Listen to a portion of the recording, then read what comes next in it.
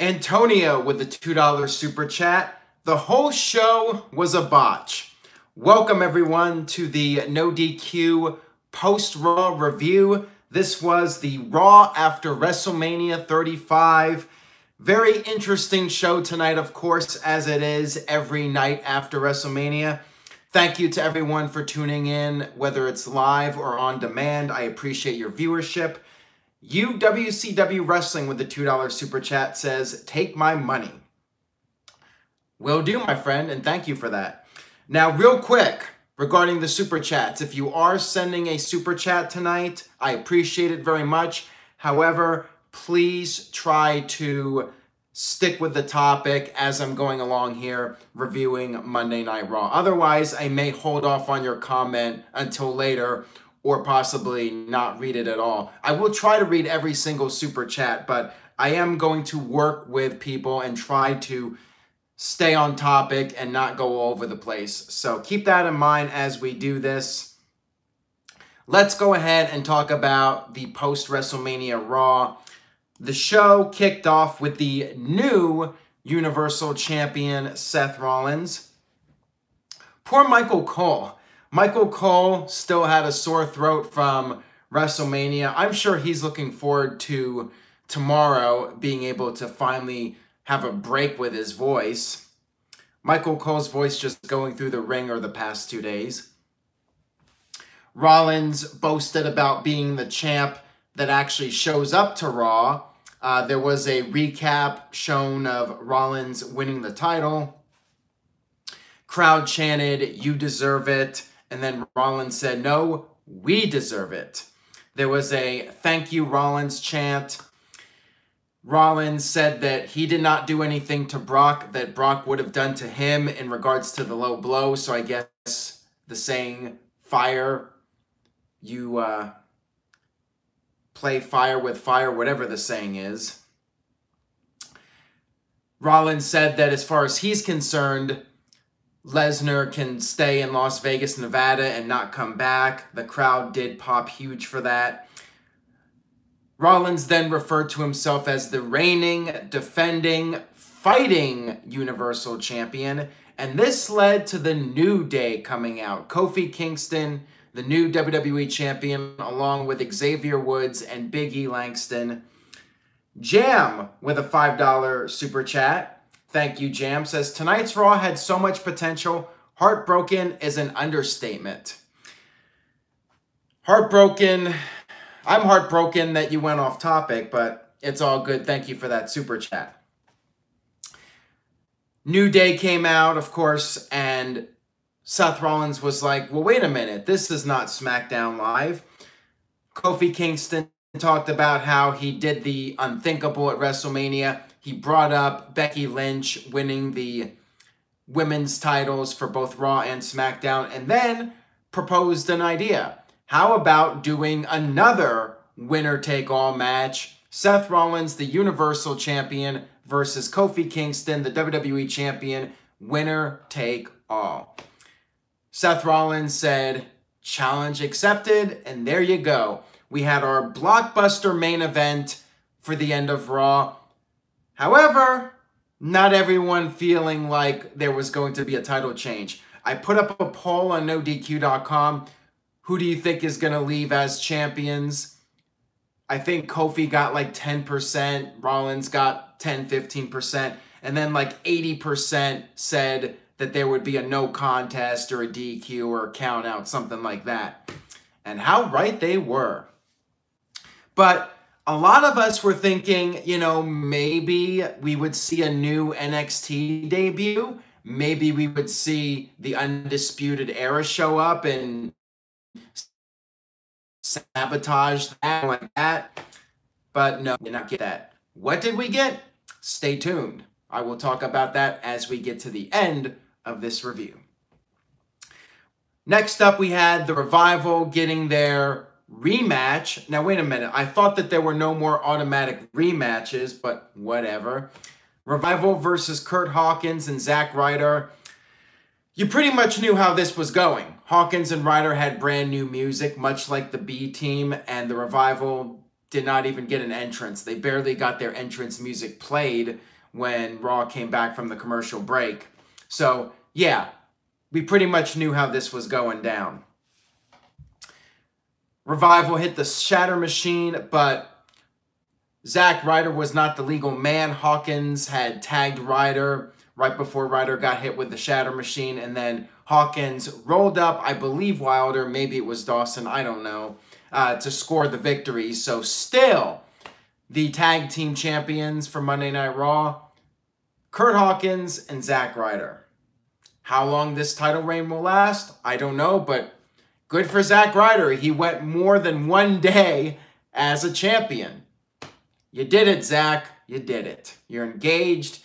You held on to the championship that you won the previous night. Life is good for the broski from Long Island, Zack Ryder. Next up, we had Baron Corbin's celebration segment. The ring announcer read off the index card with all of Corbin's accomplishments, and he was referred to as Brooklyn's favorite son, Baron Corbin. Alex Pershing with a $5 super chat says, sorry to go off topic. Just kidding, man. Did you think that they would do a one-day reign with Ryder again? I wasn't sure this time. I wasn't expecting the title change again. I wasn't expecting Revival to win it back. I figured going in, Hawkins and Ryder would probably retain if they did a rematch. And I was actually expecting a rematch too, even though WWE said no more automatic rematches. So thank you for that.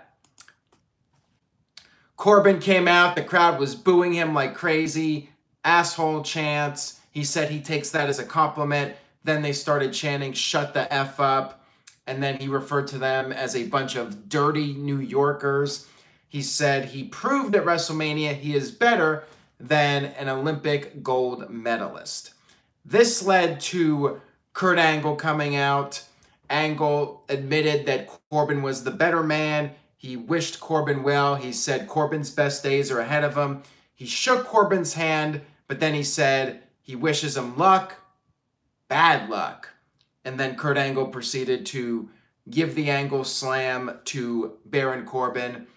Angle had his music played. He celebrated, but then all of a sudden, the Freak arrived on Monday Night Raw. That's right. Lars Sullivan finally makes his WWE debut on Monday Night Raw. And I believe this was the only NXT star to debut on Raw tonight. I think he was the only one because WWE blew their load a couple months ago and had all these other people show up. Alistair Black, Ricochet, Johnny Gargano, who's now the NXT champion, and it looks like he's going to be in NXT for a while. So yeah, we had Lars Sullivan come out. He beat up Kurt Angle, gave him whatever slam he did, and then he did a flying headbutt to Kurt Angle, and that was the segment. So there you go. Not a huge reaction for Lars. I mean, there was somewhat of a pop, but not anything overwhelming. But I'm glad to see the guy. I'm glad he is finally on Raw, and WWE's giving him a chance despite whatever went down with him several months ago. And hopefully he's able to stick it out and does well. I mean, some people are saying, oh, he's just Snitsky 2.0. I think he has more potential than Snitsky personally. I just feel like he's got something with his act and he could potentially be a big deal. But as the saying goes, only time will tell.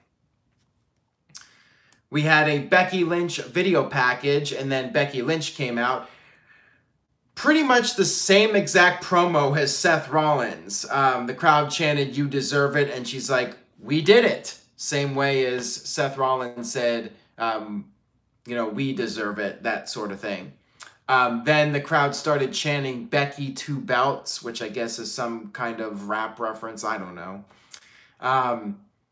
The crowd started singing Becky's theme song, and she said that if Ronda Rousey, whenever she wants to show back up, Becky said she's ready to slap the head off of that weirdo. Caleb Jacobs with a $2.50 50 cent super chat donation. I am going to answer this later, Caleb, because you did not follow my guidelines. Shame on Caleb Jacobs, everybody. Shame. So I will go back to that later. I will not answer that question right now. All right, so we had Lacey Evans interrupt Becky Lynch. Actually, Becky was pretty much done with her promo, but then Lacey came out, walked up to Becky, and then all of a sudden, Lacey decked Becky Lynch, and Becky ran after her. They got into a big brawl. Becky pretty much started to get the disarm her on Lacey. However, Lacey was able to roll off the stage, and the referees came out and separated them. So I don't know what this means. I don't know if they're going to feud or if this was just something for Lacey Evans to do. Who knows? Jam with the $2 super chat says, Lacey Evans is as annoying as Simon Dean. Ouch. Well, I did like Simon Dean for a while. I did enjoy when he had all those hamburgers with Bobby Lashley, if you guys remember that segment. Although that might have been the only memorable segment that we ever saw Simon Dean do. And Josh Mansfield with the $2 super chat says, do you think Becky Lynch will defend 2 or 1 title per pay-per-view? Well, I was under the assumption that the titles were going to be merged, but maybe not. Maybe she drops one of them or one of them gets vacated. I don't know. Maybe they do something where it's vacated, the SmackDown title's vacated, and the winner of Money in the Bank, instead of getting the contract, which would actually be dumb, I think, because Money in the Bank is all about the briefcase. But they may end up like doing a ladder match where the winner gets the championship. I mean, they could do that. There's a whole bunch of things they could do. And I don't know if the plan is necessarily to merge the titles. Although, as I've said before, I think the titles should be merged. I think we should definitely merge some of the championships and have fewer titles, especially with the recent introduction of the Women's Tag Team Championships. We had Ricochet and Alistair Black versus Bobby Roode and Chad Gable. So I guess Roode and Gable are now officially heels, although wasn't really the way I would have liked it to play out. In my opinion, I would have rather seen Bobby Roode actually turn against Chad Gable and make the heel turn very definitive. This was just pretty much random out of nowhere.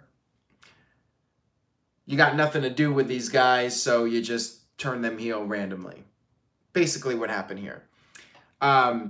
So Chad Gable tried to take a shortcut, shoving Ricochet off the top rope when the referee was distracted, but that wasn't enough to get the job done.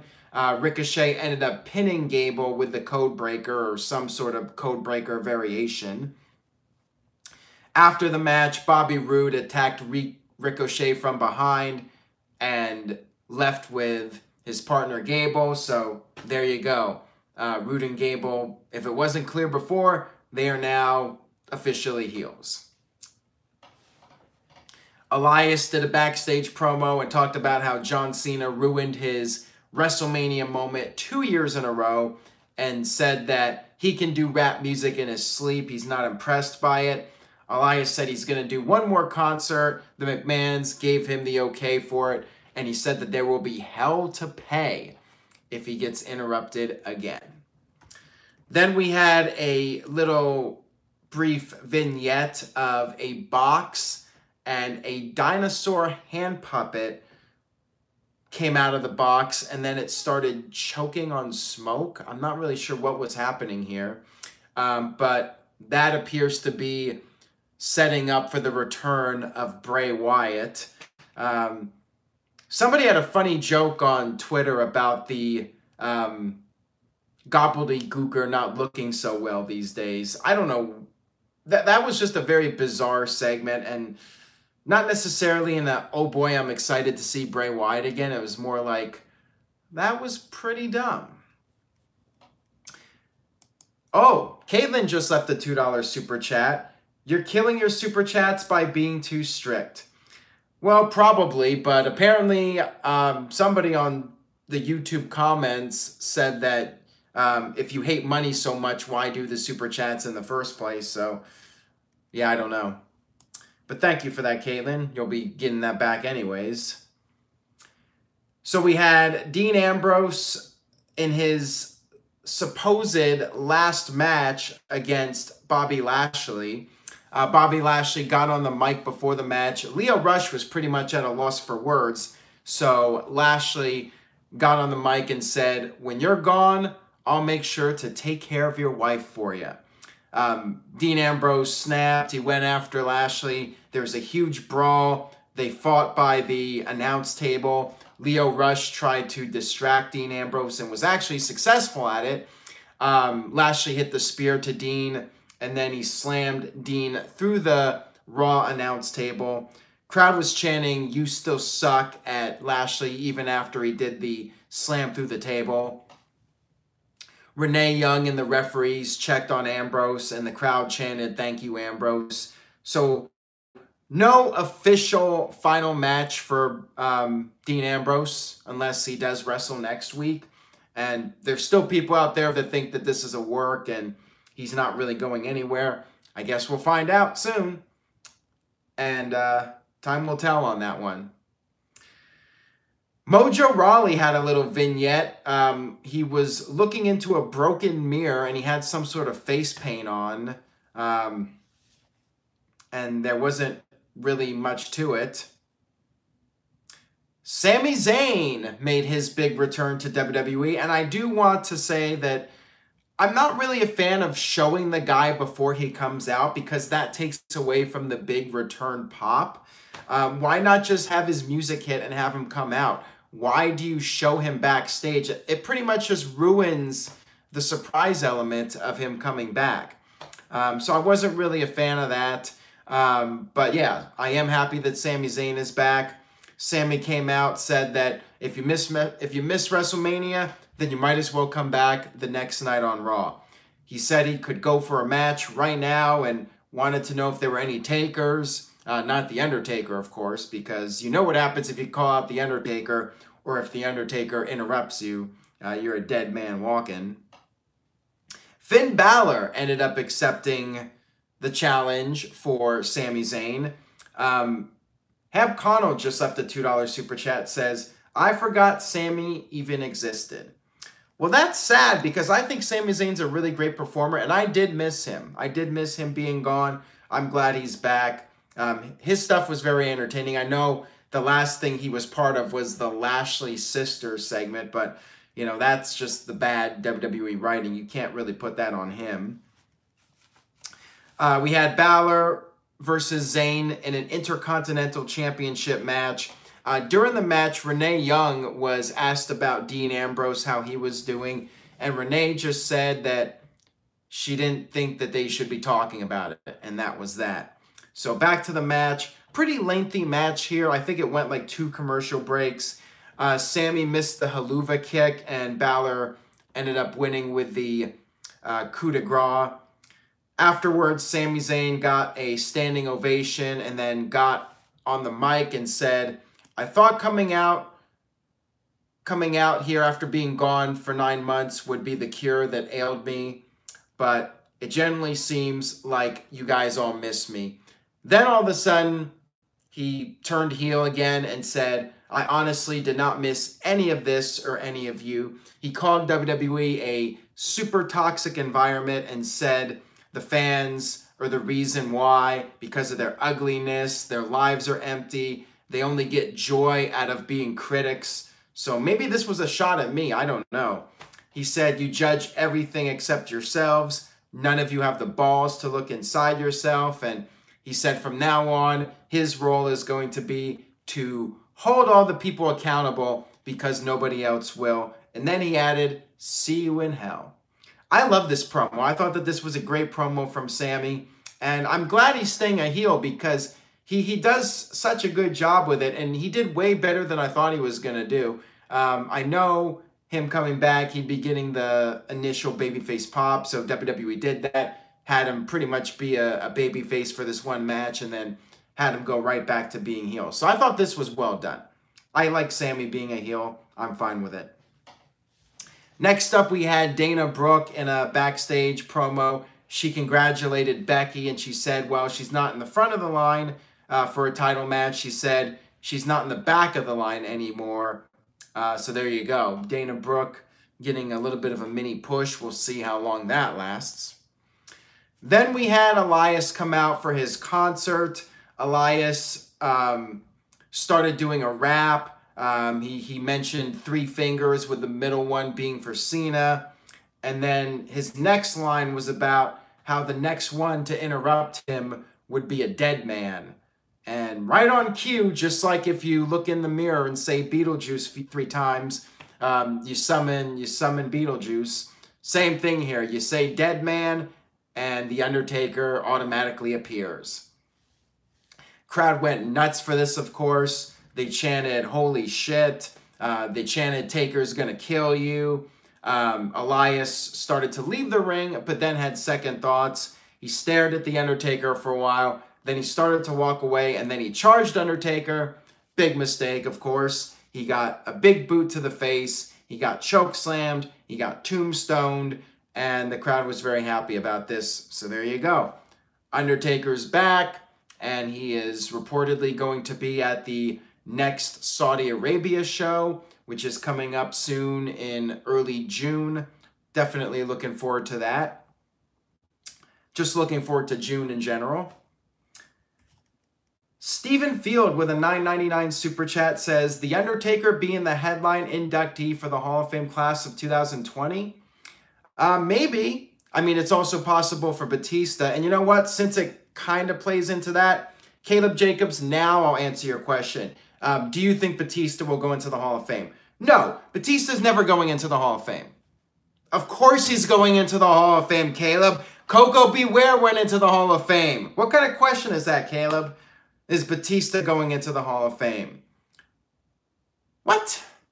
Batista is 100%, well, I shouldn't say 100%, 99.999999999 going into the Hall of Fame, as is The Undertaker. Take your pick, but I would suspect one of them or both of them will be going in the very near future.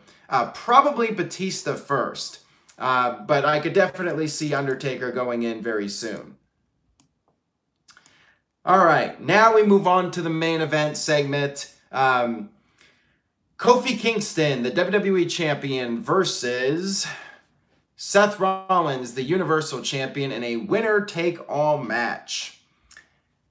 A lot of people were thinking maybe we would see a new NXT act interrupt the match.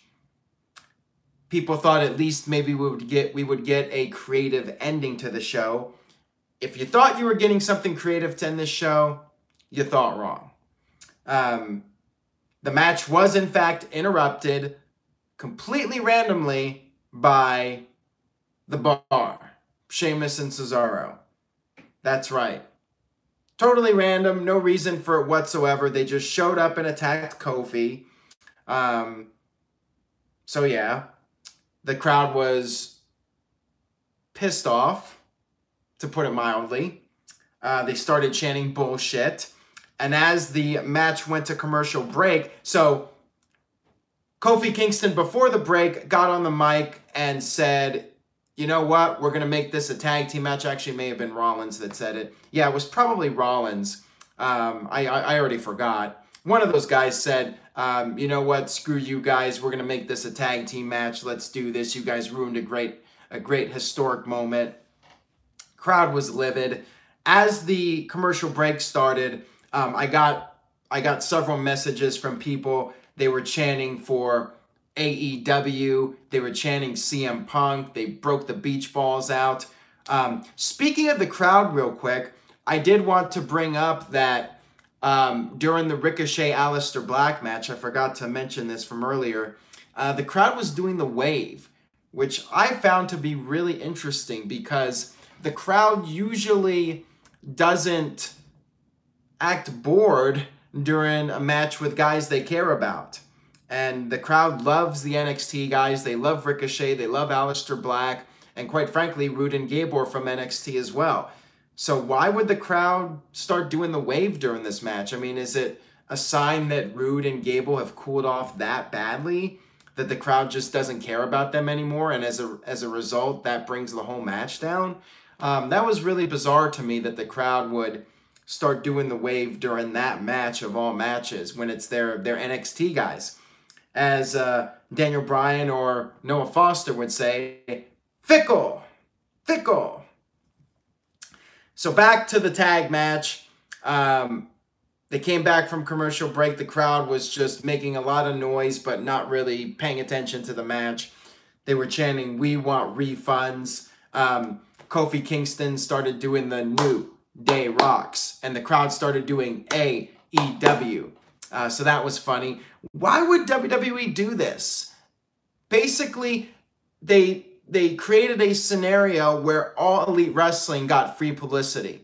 If you're going to do this screw job ending, which a lot of us thought was going to happen anyways, either debut with NXT guys or do it at the very end of the show. Don't do a tag match afterwards. Just end the show with the run-in so at least the fans don't have time to start chanting AEW when you have, you know, probably a good 3 to 3.5 million watching this. I'm sure the rating will be up this week because it's after WrestleMania. Why would you do this? Why would you give AEW some free publicity? That is a real head scratcher. Who came up with this idea? This was one of the stupidest endings to Monday Night Raw in some time. And this was a good show, too. I thought this was a pretty darn good edition of Raw up until the end. They pretty much just pulled a very cheap bait and switch on everybody. They at least could have done something interesting at the end, like Undisputed Era showing up or anybody other than the Bar. And they could have saved it for the very end, too, instead of doing the tag team match. That was just dumb.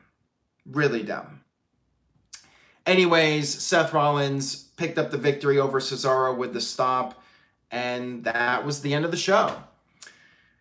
So now I guess we do the letter grade for Raw. Let's go ahead and get your guys' thoughts. I enjoyed it at the beginning and pretty much until the end. I was even thinking like A- before the end of the show, but definitely not getting an A- now.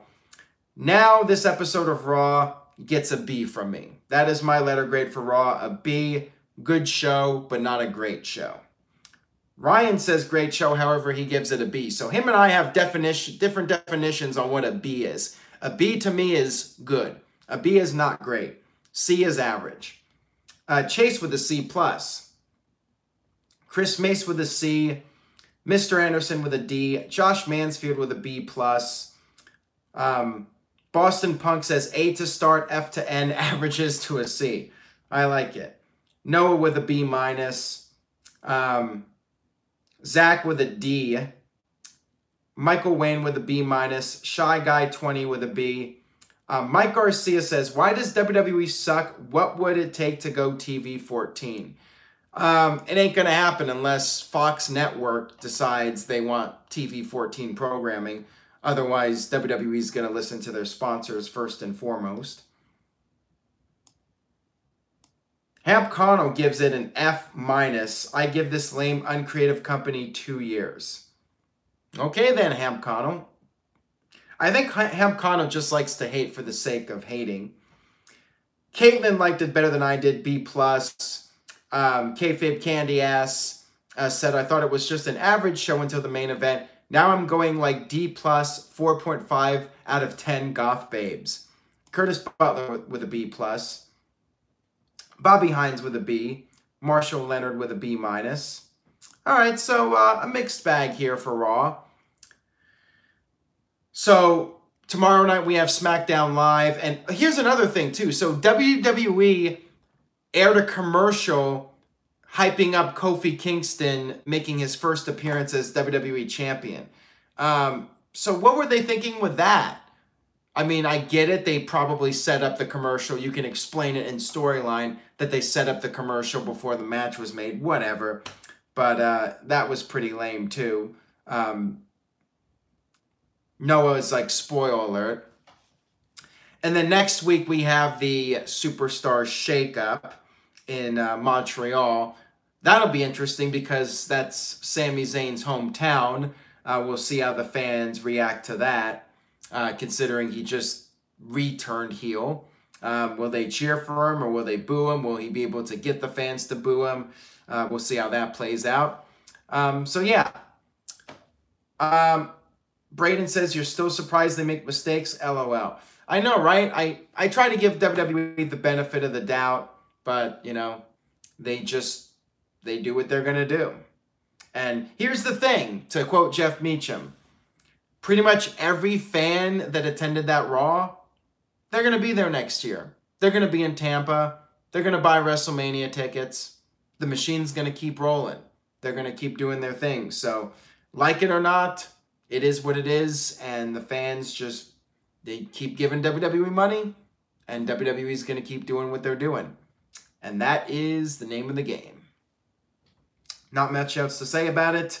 That's all I got for tonight.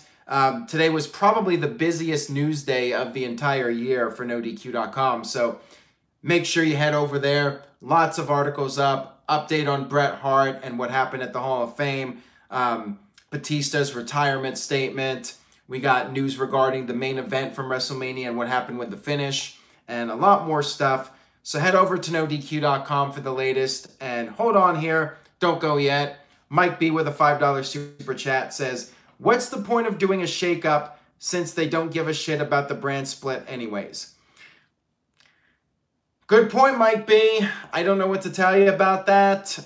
You know, it is 1 week where WWE can get boosted ratings. You know, people tune in for the Superstar Shakeup. But yeah, WWE really doesn't take the brand split seriously. And you know, we were all thinking when this first started up again in 2016, how long before they would water it down again. And yeah, about 2 years or so, you know, pretty much the past year, they haven't really been taking it seriously. And yeah, I don't know if they're going to go back to taking it seriously again, but you know, having the bar show up randomly doesn't really help matters. So anyways, thank you for the super chat. Thank you to everyone for tuning in. Alex James with a 99-cent super chat, but no comment. So no comment. Then I got nothing else to say.